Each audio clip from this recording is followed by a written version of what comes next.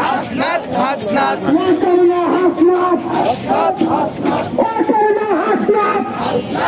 আমরা কিছুক্ষণের জন্য স্লোগান দেবো, একেবারে ঘুরে যান মাটি জাতিকে সবকিছু একত্রিত করে মাতার জোর সর্বোচ্চ জোর দিয়ে বলার জন্য আমরা স্লোগান দেবো।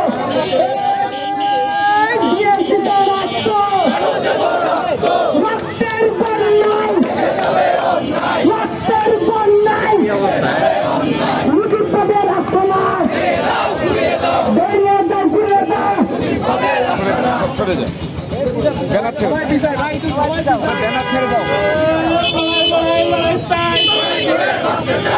তোমরা একা নিবে না তো সবাই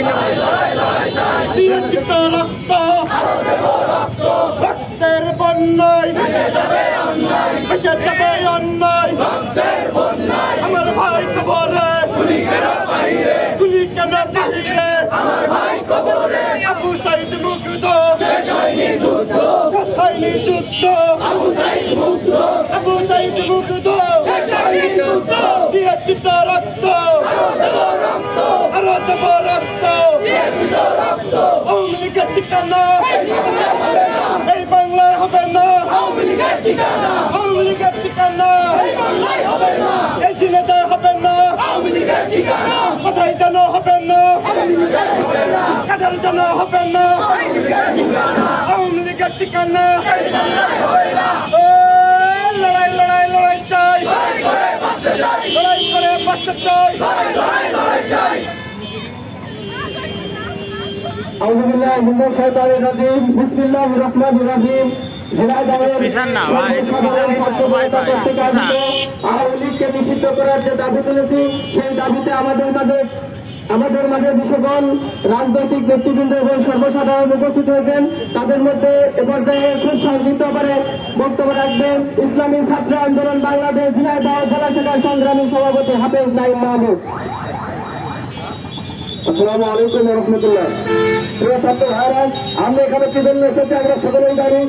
আমরা যে আওয়ামী লীগের বিরুদ্ধে আজ আগস্ট পর্যন্ত ছাত্র জনতা রক্ত নিয়েছে সেই আওয়ামী লীগকে এই বাংলাদেশে নিষিদ্ধ করা হবে না ইনশাআল্লাহ। আওয়ামী লীগ নিষিদ্ধ না হওয়া পর্যন্ত রাজপথে থেকে যাবো ইনশাআল্লাহ। যদি আওয়ামী লীগকে নিষিদ্ধ করার জন্য আবার আরেকটা 5 আগস্ট সংগঠিত করা লাগে ছাত্র জনতা তারপরে পিছপা হবে না ইনশাআল্লাহ। এই আওয়ামী লীগকে নিষিদ্ধ করেই আমরা মাঠ ছাড়বো ইনশাআল্লাহ। সকলকে রাষ্ট্রপতি থাকার উদ্যোগ আহ্বান জানিয়ে আমার সংক্ষিপ্ত বক্তব্য শেষ করছি।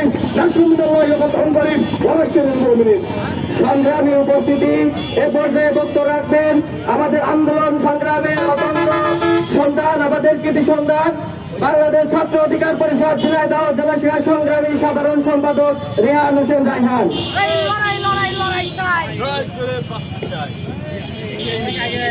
সংগ্রামী উপস্থিতি, আমরা অবগত আছি এই খুনি হাসিনার শাসন আমলে সারা বাংলাদেশের ছাত্র জনতাকে নির্মমভাবে আঘাতের শিকার হতে হয়েছে, নিষ্ঠুরভাবে নির্যাতনের শিকার হতে হয়েছে। আর কতকাল এভাবে ছাত্র জনতার রক্ত বারবার রাজপথে ঢেলে দেবে?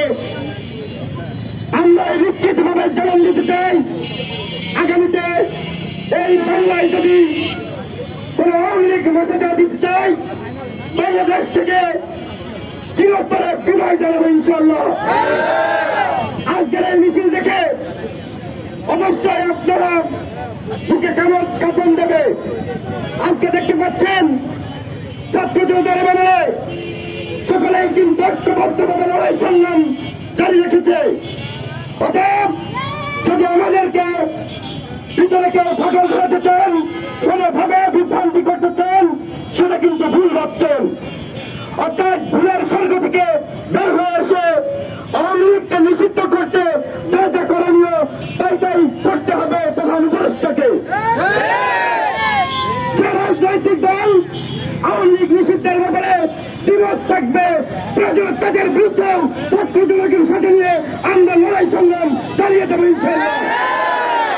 যদি কোন রাজনৈতিক শক্তি মনে করে আওয়ামী লীগকে পুনরায় আবারও বাংলাদেশে তাদেরকে রাজনৈতিকভাবে মেচে চলে দিতে সহযোগিতা করবে, তাদের হাতকে আমরা ভেঙে দিতে দ্বিতীয়বার